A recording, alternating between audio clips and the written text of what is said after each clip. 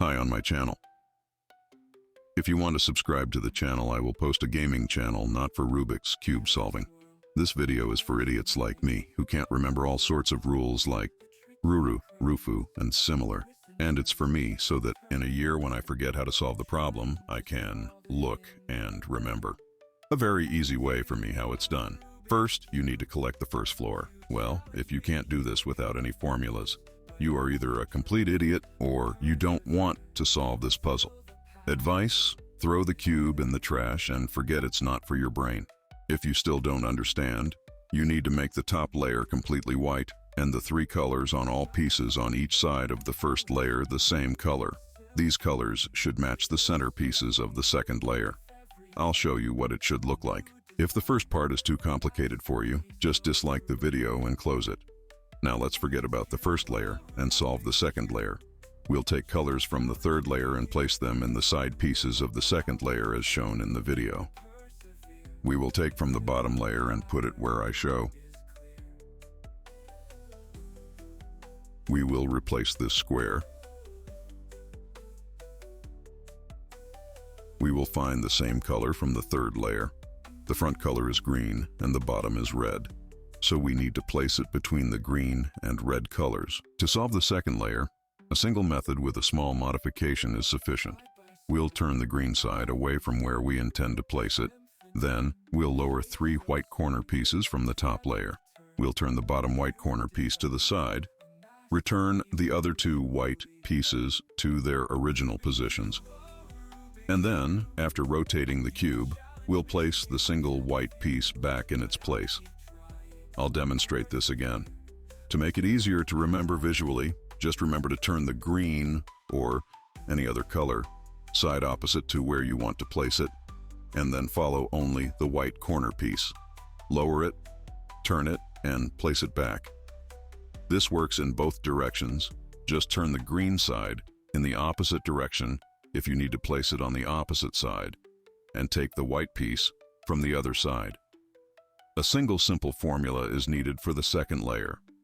The only thing you need to follow is the white corner piece. Alright, so we've tackled the hardest part. We've already completed the first and second layers. Now, if you're struggling, don't bother me with it.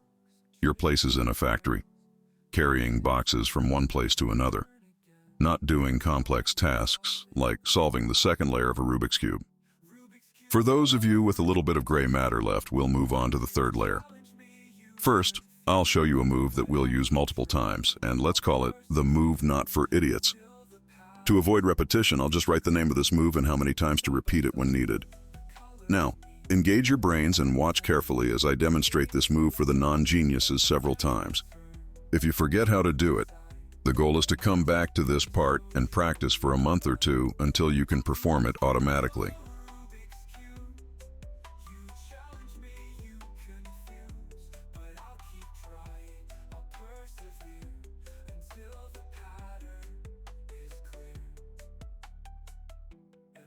I can see you're smirking, thinking that's all there is to it. Well, I'm about to blow your mind. Turn the cube upside down, like boobs up. The goal is to form a cross on the yellow side, which is super simple. Forget about the first and second layers. We won't go back there. Turn the yellow square to the left, or in other words, to the 9 o'clock position. If you have the same case as me, we do this. Turn the front side and do the move not for idiots twice, then turn front its original position.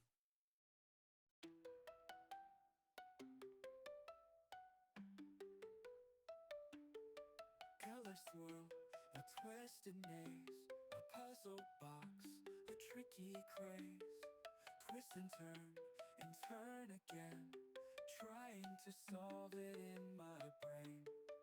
Rubik's Cube, oh Rubik's Cube, you challenge me, you confuse. If you have this variation, do the same thing, but only turn the front side and do the move not for idiots once, and then turn front to its original position.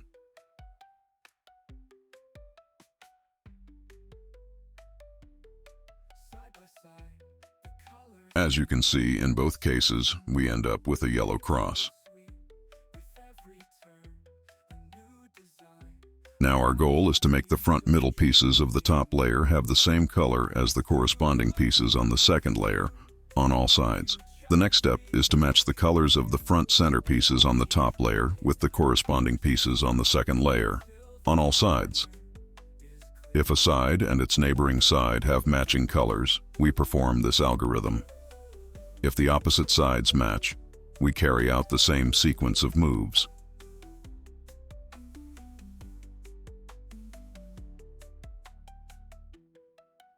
The next move will swap these two middle pieces, keeping the yellow on top. We'll swap the piece facing you and the piece on your left, the ones I'm pointing at. If these pieces are on opposite sides, this move will make the adjacent sides match, and if we do it again, all four sides will match. We'll lift the two squares I'm pointing at to the top layer, then turn the top layer to the side, return the side layer back, and turn the two squares further. Next, we'll lift the side layer and return the two squares to their original positions. In other words, we'll have 3 white squares in a row to make it easier to remember. Then we'll return the white squares to their correct positions. This is probably the hardest part to explain visually. I simply follow these two squares and return them to their original spots at the end. Fuck. If you don't understand my explanation, just watch the video. I can't really help you with this in any other way. The yellow square in the middle of all sides match. Thank goodness, even though I don't believe in imaginary characters. But we're almost at the end. Now we need to find a corner piece that's in the correct position, even if it's rotated incorrectly. Turn the cube until you find a corner with 3 matching colors, top and 2 sides. They might not be in the correct orientation, but the corner itself should be in the correct place. Once you find such a corner, place it on the left side and check the one on the right. If it's correct, great. If not, perform the next step. Keep doing this until both corners are in the correct position. Don't forget to place the middle pieces in their correct positions after each move, and then check the corners. If both corners are in the correct position, even if they're rotated incorrectly, it doesn't matter. To make things easier, if the 2 front corners are in the correct position, you can skip checking the others. They will be correct too. And if you have nothing else to do, check the other corners as well. Once all the corners are in the correct position, we'll move on to the last and easiest step. All the corners are in the correct positions, although they might be rotated incorrectly.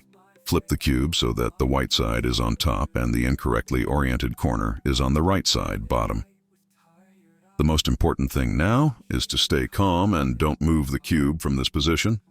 The bottom right corner is incorrectly oriented. Perform the move not for idiots algorithm until the bottom layer shows yellow. Don't worry if it seems like everything is mixed up and the incorrectly oriented corner is in the correct position with yellow facing down. Turn to the next incorrect corner and repeat the move not for idiots algorithm until that corner shows yellow.